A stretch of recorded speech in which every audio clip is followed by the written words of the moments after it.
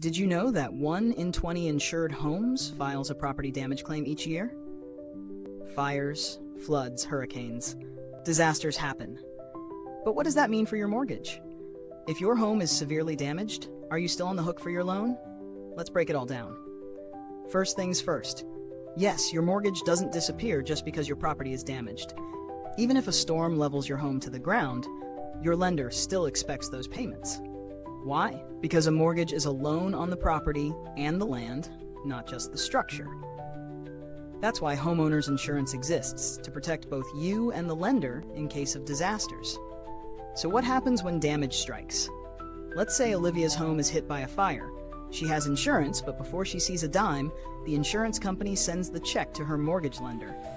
That's because the lender has a financial stake in the property. Typically, they'll release the funds in stages to ensure repairs are completed properly. But what if the damage is beyond repair? If your home is a total loss, insurance may pay off the remaining mortgage balance, but only if your coverage is sufficient. If not, you could still owe money on a home that no longer exists.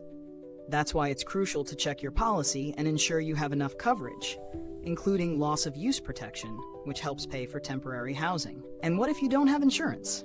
Well, the lender still expects payment. If you can't afford it, foreclosure becomes a real risk. But some lenders offer forbearance in disaster situations, giving you time to recover financially.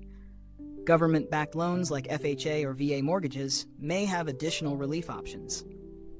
So, what's the takeaway? Make sure your homeowner's insurance is up to date, understand your coverage limits, and if disaster strikes, communicate with your lender immediately. What's your biggest financial concern when it comes to homeownership? Let us know in the comments. If you found this helpful, why not subscribe so you don't miss out on more ways to protect your finances? We think you'll find the next video on screen interesting. It just might help with your financial goals.